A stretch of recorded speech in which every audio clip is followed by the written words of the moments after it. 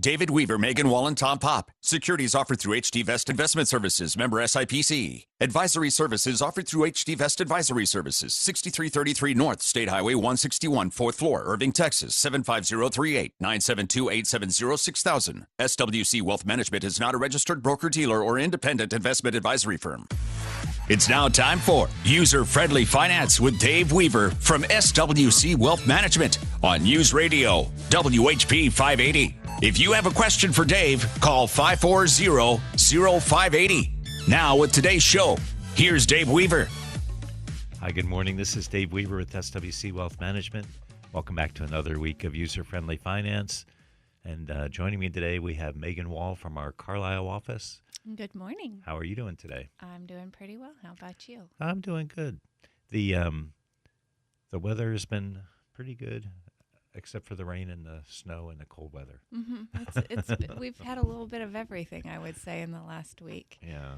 And the rain coming up kind of makes me sad, but then it also makes me happy that it's going to go ahead and clean all that salt and junk off my car for free. For free.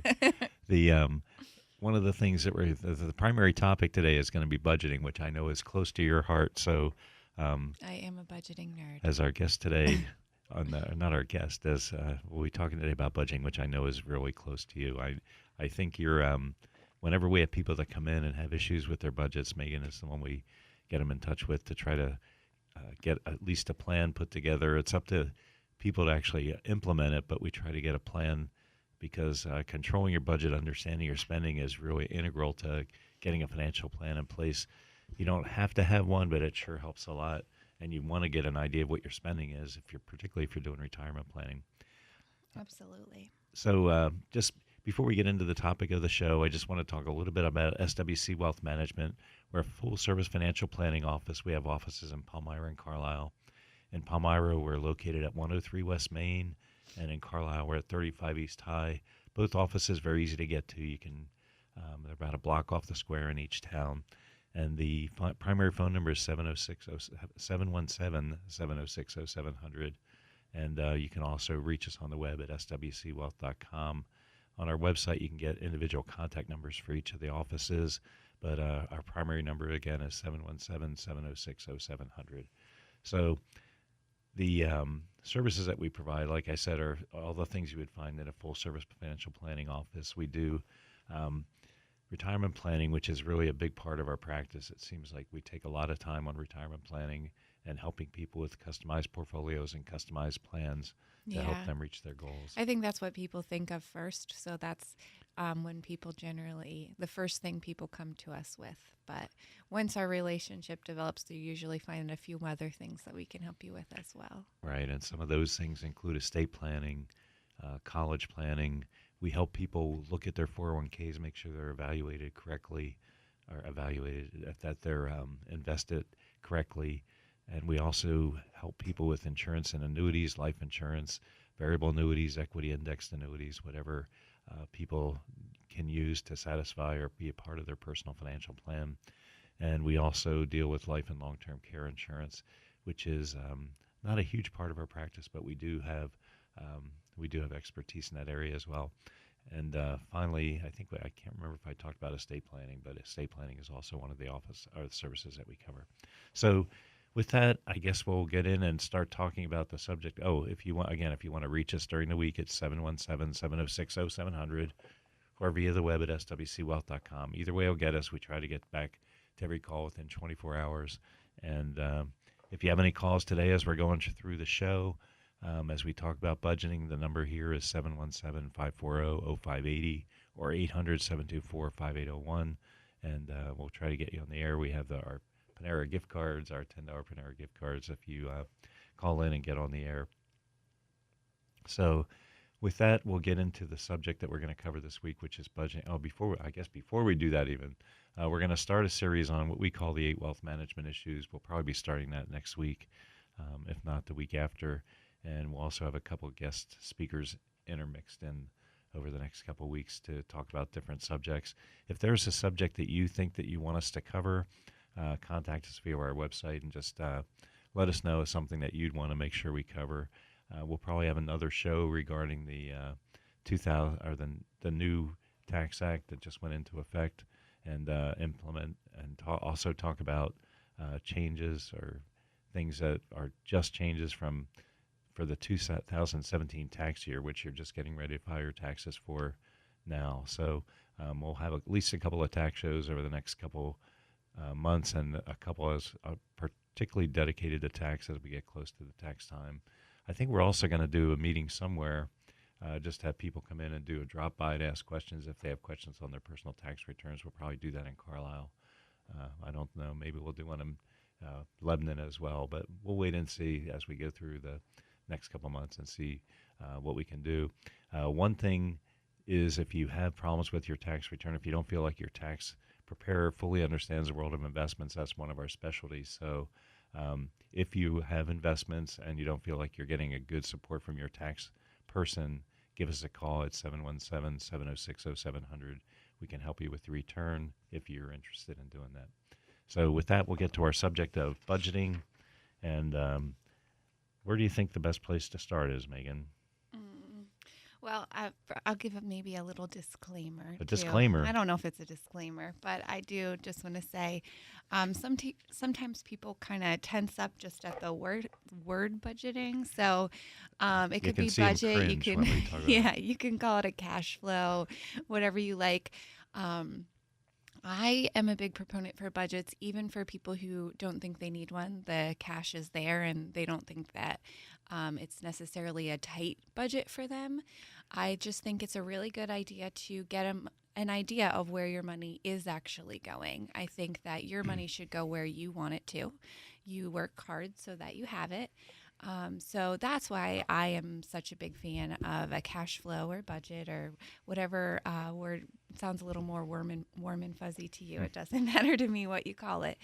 By the way, when we talked a couple weeks ago, we did a show just about like New Year's financial resolutions, and one of the first things is to take a look at your budget. But it is definitely overlooked. People, like you said, when we bring it up in a financial planning meeting, people cringe at the word of budget.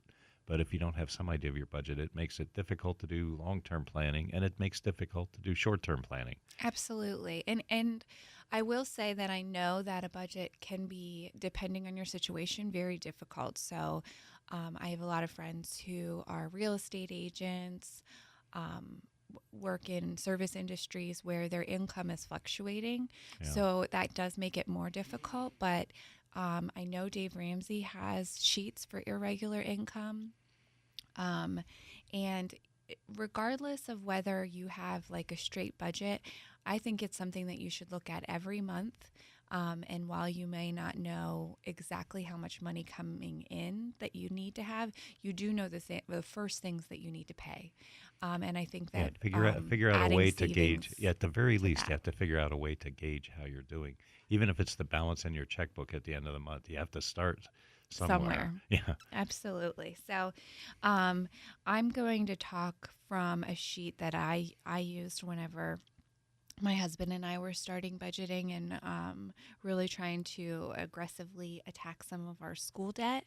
But there's not one budgeting answer. I mean, if you look on, if you just Google or look on Pinterest or wherever you social media, I'm sure there's tons of input. There's really minimalistic budgets that just say like 50% should go to household, 30% should go to fun, and 20% should go to savings, all the way down to, I'm a big proponent of not having something telling me exactly where my money should go. I want to go through and figure out what my bills actually are and amount of savings that I feel comfortable with. You want to work savings into your budget, but never to the extent that it's making you go in debt in other areas. So We're going to take a break. Yeah, we're going to take a break. We'll come back after that. That's a good preface to what we're going to cover. This is Dave Weaver and Megan Wall with User Friendly Finance. If you have any questions, give us a call at 717-540-0580 or 800-724-5801. Hi, this is Dave Weaver and Megan Wall back again with User Friendly Finance from SWC Wealth Management. Pretty soon to be SWC True North Wealth Management. We're working on getting all of our stuff through compliance. I think the name's already approved, so the name is approved, but everyone's profiles. U4s and Yeah. The information that we have to profiles have provide to for be FINRA. updated. Yeah, so we're in the process of just updating our name just a little bit, trying to get through the concept we've talked about on the show a little bit of trying to figure out a financial plan that's in line with your own personal goals and commitments. And one of the things that really comes into play of that is your budget. So Absolutely. if anybody has ideas on how to maintain or keep a budget, things that work for you, feel free to give us a call at the 540-0580 or 800-724-5801. So we were really just starting with a highlight or an overall view of what the budget process is going to be. So where do you think you start to do a budget? The old envelope system we talk about a lot is predominantly dead. I don't there know. are still I envelopes, think it's but having a a resurgence. yeah, they even on the like Etsy and the different By the way, stores I'm where you not a can- Etsy or Pinterest user, but Yeah, I know. it's But generational. well, yeah, well you're not really that much of an app user Right. at all unless it has to do with maybe running or tracking how far you've run or something like that. It's not a bad place to be, Yeah. but just different. Yeah. But even those websites, they sell little wallets that are made with all the different envelopes in them that you can label and stuff like that. So I do think that there will always be some number of proponents of the envelope system. And when you're just Or getting some version of it, started, yeah. absolutely, it can be really, really helpful. It can help. It just gives you very concrete boundaries, I'll say. So some people need those and some people don't need those. So there's not a right or wrong. But if you are having trouble going over, I need to have the flexibility of like when I go to pay for gas, I'm not going to pay in cash. I'm never going to do it because I'm going to get two kids out of the car and go inside and they're Right. going to be trying to grab stuff off the shelf. It's just gas is one thing I'm always going to use a card for. So certain things like that didn't fit into the envelope system for me, but I do like the idea. Like my husband and I always build in some amount of fun discretionary. Yeah, that's and one of the keeping things. that in cash is a great idea because that's the money that you can spend on whatever. You didn't budget for it. You don't have to answer to anybody for it. That's a good thing to keep in cash because then you can say, we want to go to the movies. Do I have enough money for that or do I not have enough money for that? I can see that concretely. If I don't have enough money for that, then maybe we don't go to the movies. Maybe we get takeout and go to the park. I don't know. Yeah, one of the big things when we actually sit down with people, even as they're getting ready for retirement, is we'll typically ask people to put together a budget if they don't have one, or at least take some kind of an estimate of what they think it is, because you have to know that the money you're going to need is going to last your lifetime. So you want some idea of what you're spending, including some of the fun stuff. And a lot of times a budget will come in without fun included in the number, and we always say go back and put some fun in. Whatever fun is to you, it doesn't have to be extravagant. It can be, like you said, the movies. It can be going out to eat. Going out to eat is kind of an insidious in a budget because once you get in the habit of it, it sort of grows, and before you know it, you're going out 5 days a week or doing take-in 5 days a week, and that just gets expensive if you're not doing something to try to cut your costs by eating at home. We would never tell people not to go out to eat, but just make sure you can afford it. Make sure it's in your budget if you're going to do it. But a lot of times when people put together a budget, they'll have electric, gas, trash, whatever the regular bills are that they have, and there'll be nothing in there for anything other than the basic things. And you have to need make fun. sure, fun, food. Yeah, food's another one. Yes, a lot of times people forget that, and insurances and things like that. A lot of times people forget about those because you don't necessarily pay them every month. So sometimes it's best to just take a look at, your monthly bills times 12, and then you need to add in any life insurance, health insurance, homeowners, all those kinds of things, taxes that you pay only once a year to make sure that you are covering all your bases. But no matter how tight your budget is, some amount of discretionary money that you're not going to give yourself a guilt trip about is very important to have built in. So, if you're just getting started and your budget is very, very tight, that amount might be $5, $10 a paycheck that you can go get yourself a coffee if you want to, or you can save a few paychecks and buy a new sweater or something like that. But there Right. should be some amount that you give yourself an allowance, because otherwise it makes it very, very difficult to stick to a budget. Right. It's kind of the same thing as like exercising or eating healthy. You have to give yourself a little bit of leeway, otherwise often you'll fail. Yeah. And nobody wants to fail. No, especially not in any of these ways. These are all related to, I believe, your health and wellness. I think that your finances are a thing that can be extremely, extremely stressful for you, and that's Right. not good for your health, your wellness. Those things are all intertwined, and I think it's very, very important that you take care of yourself in every way that you can. And I do think that some appreciation for where your money's going is part of that. And again, it doesn't have to be necessarily something very rigid, depending on how your money comes and goes and what your expenses are, but you just want to get an idea of the fact that it's going where you want it to. Yeah, and a lot of times, one person or the other is the administrator of the budget, and it's not always a couple. And I don't necessarily have a problem with that, but I do think that when you do that, both people should have an understanding of what the bills are. So even if you just once a quarter, I don't know if it has to be as rigid as that. Not everybody is quite that structured, but at least a couple times a year, for the person that doesn't know anything about it, they should know something about it. You never know when something's going to happen to the bill payer, and we've seen where the person that's surviving, particularly when it's been cases of a long marriage and the bill payer passes away, the remaining spouse has no idea of anything. Yeah. No idea what bills there are, no idea where the money is, no idea what insurances that they have. It's a pretty dramatic event if something happens, and we've seen it enough that we know that the other person should at least have an understanding of it, and there should be a place where you can find everything. Absolutely. So that's a huge, huge thing. One of my friends actually just met someone at the grocery store, older gentleman who had just lost his wife that week, and he didn't know how to use a credit card. Like, he didn't know what Wow. he was supposed to do. And she helped him through that and, listened to his story. And his wife had done that their entire marriage, and they had been married over 50 years. So he doesn't pay the bills. He doesn't keep track of the money. That was not his part of their marriage.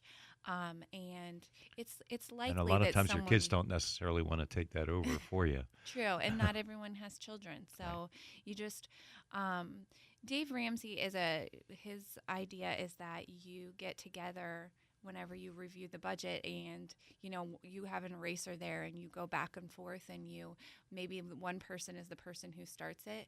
I think they say that there's usually a spender and a saver. Yeah, we see that a lot. In the relationship.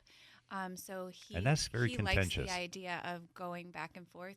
Strangely enough, my husband and I were right in the middle for spender. Like, we were both a 6 and a 4 or something like that, but the opposite ones. So we were just a little tweaked and right in the middle. They said that was very rare for their little Meaning that, program. yeah, typically there is one person that is, Far over in yeah. the saver, far up in the saver, and far down. and we've seen in it the lead to spender. divorce. It's a tough, contentious thing. Absolutely. So making sure that you're communicating about this and checking in with each other is something that is healthy for your relationship as well. Yeah, we had one client who had bought a motorcycle and hidden it from his wife for 6 months or something like that. And, people do stuff like that Oh without my the spouse knowing. There's all kinds of things that happen as a result of money. And motorcycle is probably an extreme example, just because sometimes the spouse doesn't want a motorcycle, Yeah, But- it may not even have to do with money, that the reason why they don't want it. Yeah, but both people should have a pretty good understanding of what's happening. Absolutely.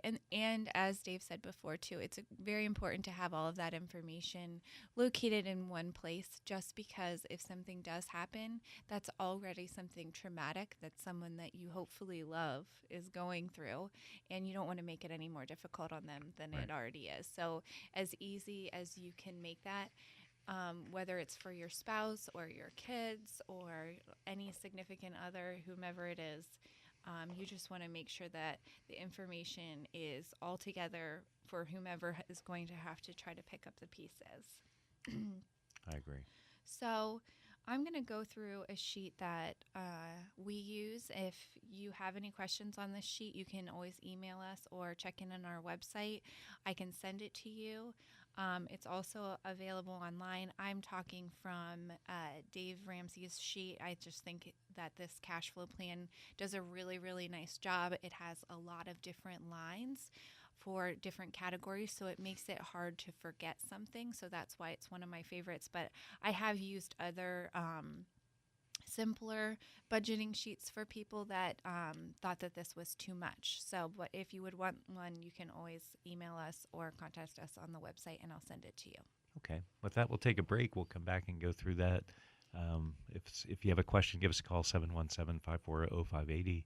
This is Dave Weaver and Megan Wall from SWC Wealth Management and User Friendly Finance. Hi, this is Dave Weaver and Megan Wall back again with User Friendly Finance and talking about the subject of budgeting, near and dear to Megan's heart. Not as near and dear to mine. I'm a loose budgeter, but I have a pretty good idea of what my budget is, but I don't track it nearly as closely as Megan does. Well, and part of that has to do with, I'm in the beginning and trying to pay off school loans. You have, less debt that you're worried about paying off at this point in your life. So, Right. And trying to pay off whatever we have left. We have a little bit left on the house, and that'll be it. yep. Okay, if you want to give us a call during the week, you can give us a call at 706-0700 or reach us via the web at swcwealth.com. We're in the process of updating our website. Hopefully in another month or so, it'll be where we want it to be, hopefully a little bit sooner even. But we're trying to get that updated to give you a little better information, a little better access to us. Again, that is swcwealth.com. That's not changing. We're just changing the content a little bit. We're going to have some pictures on that we've to give you an idea of where our what our office looks like and who everybody is and what they look like if you're interested in that. Maybe a little more updated of what they look like. Yeah. My picture on there, I believe I'm 8 months pregnant with James. And On the one he's we two have and a on half. Oh boy. Yeah, and I was not in the best of health at that point either. So I think now we have it updated. You have Now a I good have it. picture Yeah, now on I got there. it. Okay. Anyway, so we're talking on the subject of budgeting. Debt is maybe a starting point. I don't know if it's a starting point, but it's For me, it was, but it's the not overall. for everybody. My husband and I graduated when we got married, which was 5.5 years ago now. We had about $100,000 in school loan debt. So that's what started us budgeting, was just really trying to get a way to start doing more than what we had to pay every month. So usually when you graduate, they set you up on a path to pay off your school loans in about 10 years. You can apply for income-based repayment and different things to affect that. But for us, that was about $1,000 a month. And we really did this monthly cash flow plan to try to figure out if there was a way that we would be able to do more to unload some of that faster than the 10 years. We understand that it's not necessarily considered quote unquote bad debt, but we're pretty conservative when it comes to money, and just any debt was something that we didn't really want to have hanging over our heads. And we felt like the faster that we could pay that down, the more freedom and flexibility we would have whenever our kids were older, if we needed to, get into a bigger home, or, have extra money for sports, and if they ended up in a private school, whatever may come our way, that we would just be in a better position to handle it if we got some of this stuff taken care of. So that's where we started. We did sign up for a Dave Ramsey class through a church in Carlisle, and that worked for us. But there are all different, different gurus and different classes and things you can do online for free. Just to give you some type of accountability and some type of check-in is really what you're looking for. If you're not married, they say to have some type of accountability partner, some friend who also maybe wants to work on a cash flow too. You can use your financial advisor. I know that some people like to check in with us and just tell us, these are the good things that have happened. This is where one thing that I underestimated, that kind of thing. So, Yeah, and if I guess in looking at that, that's one of the things that sometimes drives people to look at a budget. Like in your case, it was college debt. But if you're using credit cards to finance your monthly budget, that is not a good sign, and you really need to take a look at how you're spending, where you're spending. Maybe you need, if your situation's extreme, maybe you need a second part-time job or something like that. But if you're using credit cards to finance your monthly lifestyle, that's not good. it isn't. And if you get in that situation, you know how bad it feels. Right. You know how stressed you are.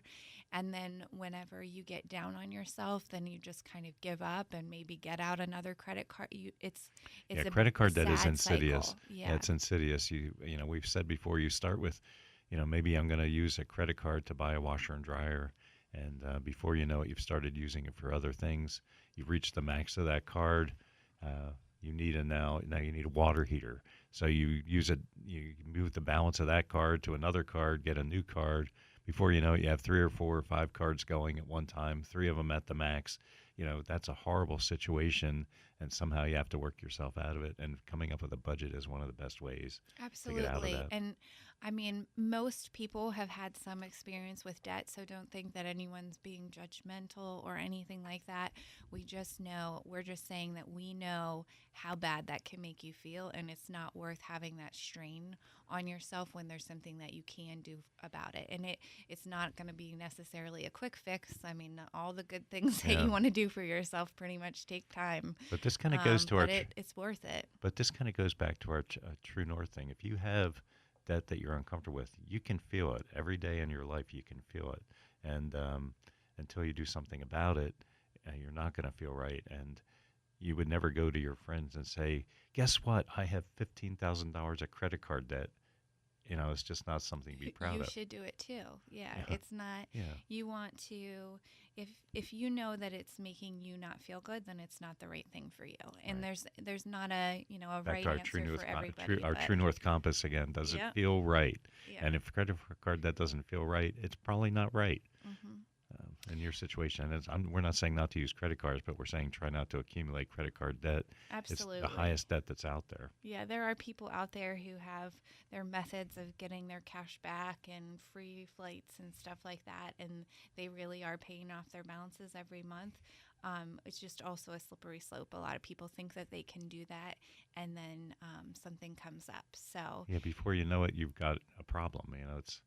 It's just insidious. I think credit card debt's insidious. absolutely. So, if you were to look at your monthly budget, again, I'm speaking from a sheet that I really like, and it starts with just listing out the main things. So, they have the first thing on here is charity, which may or may not be part of yours. Then savings. And for some people, charity is important. And Absolutely. regardless, they'll So, do their again, tithing your or compass. whatever. Yeah, your compass. You know what your values are, and you know where your money goes should match that. So, if that's something important to you, you want to work that into your budget, and rather than have it be something that's coming out of those emergency savings. This is part of, you build up that emergency savings, and then hopefully you're not touching it. Hopefully you're saving for, those household things that come up in some type of sinking fund, or, your another savings account, whatever's easiest for you. But we really like to keep those emergency funds intact. Although I will tell you, when you go to do your bathroom and then up comes your You have to get all new plumbing in your house, and then you need a new water heater, which That sounds happened like to you. me. Yeah, that sounds like you. A year ago. You're happy that you have those emergency funds. It really hurts to touch them, and you have to build them back up again, but that's what they're there for, because Yeah, sometimes you don't know what's going to happen. yeah, and emergency funds are a tricky thing. A lot of people have different views of what they are. This I probably should put that in the category of things you can't argue with people about. Yeah. Because one of them, to me, the big three are whether or not you Want a tax return? yeah, whether or not you want a tax refund. Another one is whether or not you pay off your house. What's the third one? There's another one that's in there, but anyway, there are things that it's very hard to convince people. When you take Social Security. Yeah, when you take Social Security is another one. Some people are convinced they want to take it at 62. Some people are going to wait as long as they can to get the most money over their lifetime. But you can't argue with that. And an emergency safety net is the same thing. Some people think a month is enough. I don't think a month is enough. I think 3 months is probably generally adequate. 6 months is the standard that is used in financial planning. So if you're up to 2 years worth of safety net, you probably have too much. If you have half a month, that's not enough. With that, we'll take a break. We'll get back to our subject of budgeting. And this is Dave Weaver and Megan Wall with User Friendly Finance. And we'll be back right after the break. Okay, this is Dave Weaver and Megan Wall getting back to our. This is User Friendly Finance brought to you by SWC Wealth Management. And so far, we haven't so much gotten to the true budgeting part of it. We've been talking more about the stuff you have to do before you get to budgeting, which is get your plan in order, get you together with your spouse, and make sure you have a common philosophy and both understand what the budget is, and allowing some wiggle room. Don't make it too structured so that you can't have some room. We talked about making debt, getting out of, or talked about debt. You don't want it, but if you do have it, you probably want to make that a priority. So why don't we just start there, and then we'll get maybe to the true budgeting in our last segment here. Man, we've gone through an hour quick. Time flies when you're having fun, Dave. I'm having fun. So in this specific budget, they do a This zero. is good father-daughter time. Yeah. Everyone needs that on the radio. They do a zero-based budget. So you start off with what your take-home pay is for your household, as long as you do your money together. Now, if you do everything separate, you may want to do two different budgets, and that's okay too. There's not a right way to combine finances or not combine finances. But in our household, we take our take-home pay. We add those together, and that's what we start with. And our goal is to end the end of the month with a zero at the end. Now, that doesn't mean that we ran out of money. That means that the money we wanted to go into savings went into savings. So if I get to the end and I have a zero and I had the $200 that I wanted to go into savings, then that's a win for the month. A win for the month. Absolutely. So it's basically just giving every dollar a place that it's supposed to go. Now, if you get to the end and you had budgeted for an extra pair of sneakers and, your kid didn't grow out of their sneakers, then that's okay too. That's money you can either put in the savings or you can leave there for next month because it may happen next month. So you start with your take-home pay. Then you subtract out all the different areas where you're spending money. So examples, as I said, we start with charity, then savings. You can have emergency savings, college fund if you do that, retirement.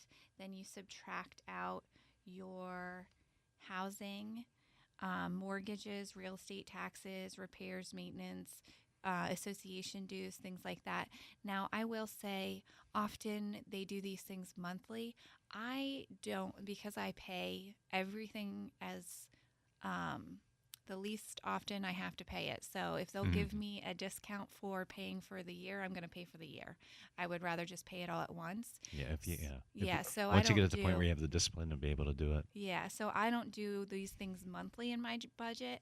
The things that I pay annually or every 6 months, I add up and I just make a line item in my budget that's like household sinking fund, and so right now I put $500 from every paycheck into that fund, and that covers our life insurance, medical bills, things that come up with the house or cars. Now, sometimes we end up paying them other places, but Right. generally that's what that fund is made for. And then whenever something comes up with our house, there's money there to take care of it. Um, and that's worked for us for our taxes and everything. Now, depending on where you live, $500 a month could not cover that for you. Right. I don't live in an expensive place. I have a small home that we can afford, so that works for us. So I wouldn't stick with that $500 number. You're going to have to go by your expenses for that one. Those utilities that you pay every month. Don't forget food. Don't forget clothing. So especially if you have kids at home or you have a job that you ruin clothes because they're it definitely happens. out there. You just want to make sure that you have something built in for that if you have to do dry cleaning, all that kind of stuff. Transportation, don't forget on top of gas that you need money for repairs, tires, oil changes, your license, that Inspections. kind of stuff, inspections. And also, if you can, and this is another one of those things that it depends on how you feel about it, putting money towards a car replacement every month. Then when you go to buy a car, even if you can't buy it outright, you have a big chunk to put down as a down payment. Often that will help you.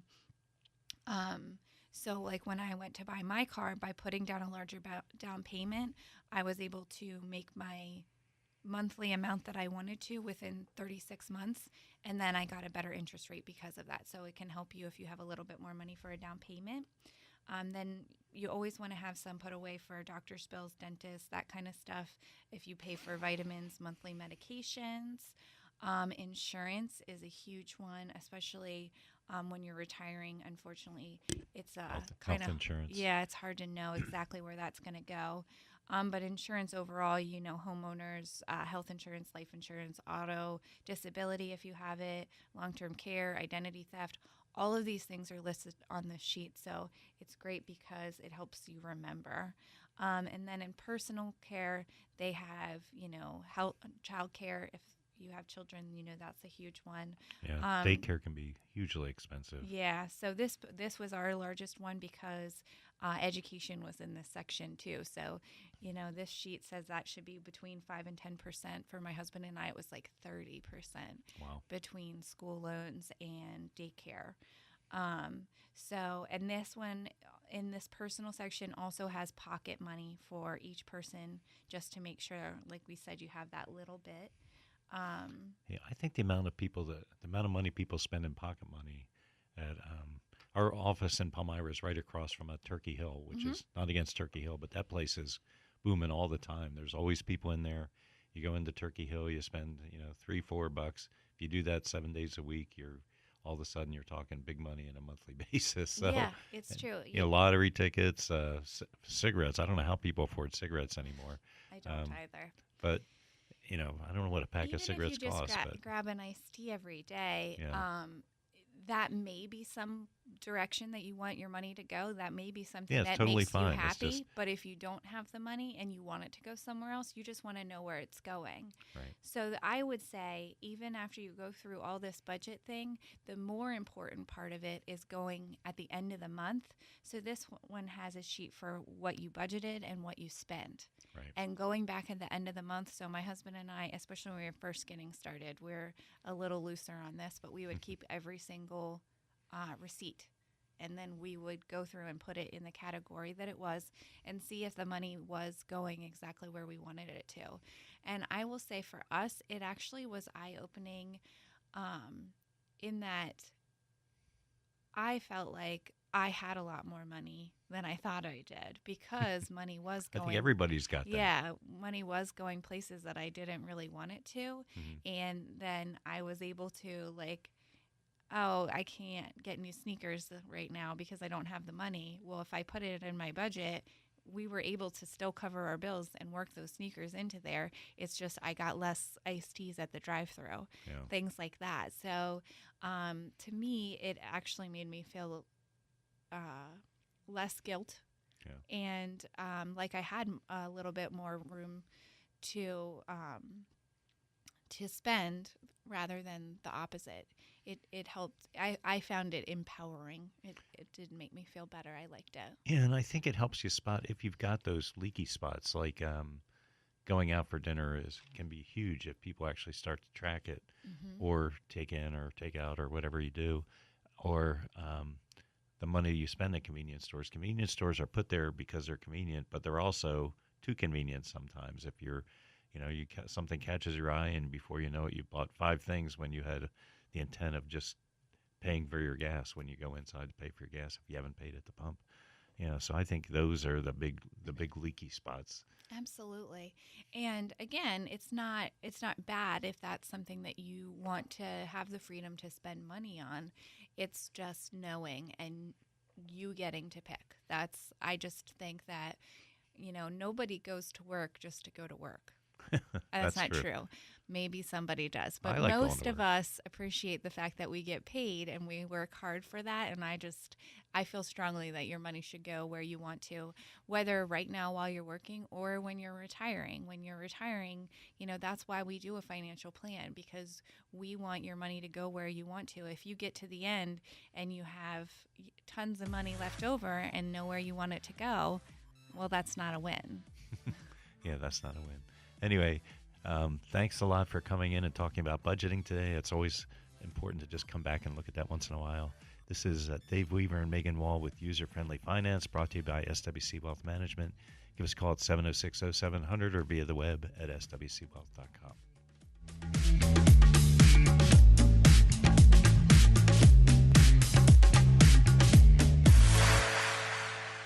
David Weaver, Megan Wall, and Tom Pop. Securities offered through HD Vest Investment Services, member SIPC. Advisory services offered through HD Vest Advisory Services, 6333 North State Highway 161, 4th floor, Irving, Texas, 75038, 972-870-6000. SWC Wealth Management is not a registered broker-dealer or independent investment advisory firm.